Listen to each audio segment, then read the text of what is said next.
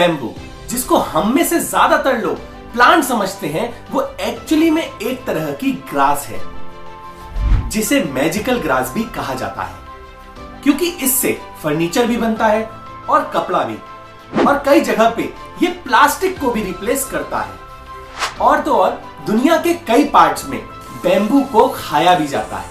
That's right. तो आज इस वीडियो में हम बैम्बू की एनवायरनमेंट में इंपॉर्टेंस को समझेंगे, पर उससे पहले जानते हैं बैम्बू के कुछ अमेजिंग से फैक्ट्स।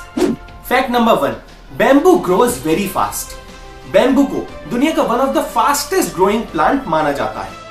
इनकी एवरेज ग्रोथ एक दिन में 30 to 100 mm तक हो सकती है, which is way faster than any other tree. Fact number 2, bamboo is stronger than steel. हम सब जानते हैं कि स्टील को one of the strongest alloy माना जाता है, पर आपको ये जान के काफी हैरानी होगी कि बैम्बू ह्यूमंस के बनाए स्ट्रॉन्गेस्ट अलॉय से भी ज्यादा स्ट्रॉन्ग है। That's right. बैम्बू की टेंसाइल स्ट्रेंथ यानी बिना टूटे या फ्रैक्चर हुए किसी भी लोड को उठाने की कैपेसिटी स्टील से भी ज्यादा है। Fact number 3, bamboo grass is self sufficient. Bamboo को उगने के लिए केमिकल फर्टिलाइजर्स या पेस्टिसाइड्स की कोई जरूरत नहीं है। यहां तक कि पानी की जरूरत भी बहुत ही कम ही होती है। इनफैक्ट बैम्बू इतना सेल्फ सफिशिएंट है कि उस पे लगने वाले पेस्ट्स और इंसेक्ट्स से वो खुद बच सकता है, जिस वजह से बैम्बू की कल्टीवेशन काफी लो मेंटेनेंस मानी जाती है। Fact number 4, bamboo survived atom bomb.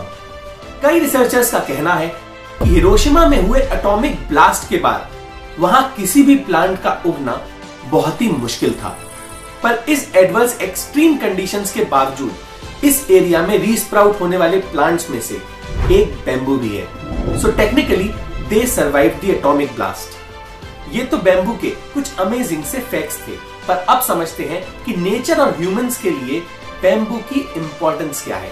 First, bamboo produce more oxygen than many other plants and trees.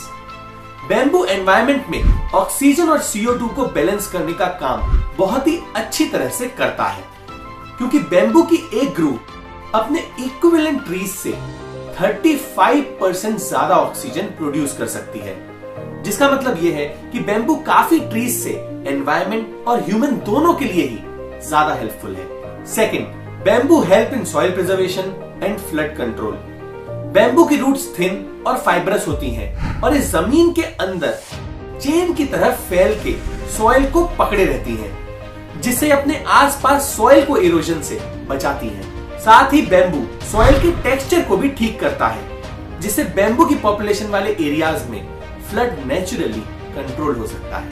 Third, bamboo cools the environment. Bamboo एक एक्सीलेंट एनवायरनमेंट कूलर है।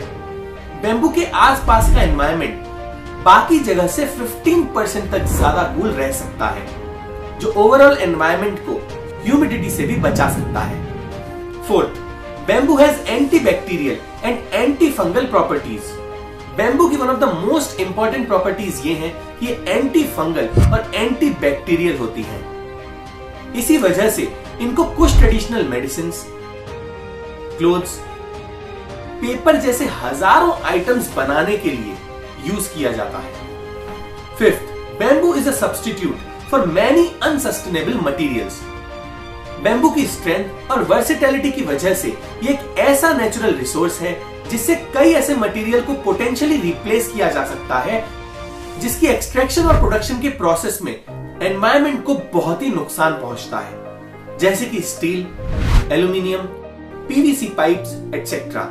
बैम्बू की इतनी सारी इंपॉर्टेंस के बावजूद बैम्बू की वैल्यू लोगों को नहीं पता, क्योंकि ना तो लोग इसकी फार्मिंग कर रहे हैं, और अगर कहीं पे बैम्बू ग्रो हो भी रहा है तो लोगों को नहीं पता कि उसका क्या करें। तो इस वीडियो के थ्रू हम चाहते हैं कि जो लोग बैम्बू के प्रोडक्ट्स बना रहे हैं वो कमेंट सेक्शन में अपनी रिक्वायरमेंट लिखें, और जिन लोगों के पास बैम्बू अवेलेबल है वो उन लोगों से कनेक्ट करें, सो दैट ज्यादा से ज्यादा बैम्बू को प्रमोट किया जा सके। तो अगर आपको लगता है कि आपको इस वीडियो से कुछ इंपॉर्टेंट और इंटरेस्टिंग जानकारी मिली है, तो इस वीडियो को शेयर करके ज्यादा से ज्यादा लोगों को बैम्बू के बारे में बताइएगा, क्योंकि जितने ज्यादा लोगों को बैम्बू की इंपॉर्टेंस के बारे में पता चलेगा, उतने ही ज्यादा लोग कमेंट सेक्शन में कनेक्ट कर पाएंगे और उतने ही ज्यादा इको फ्रेंडली प्रोडक्ट्स मार्केट में आ पाएंगे। That's it for this video.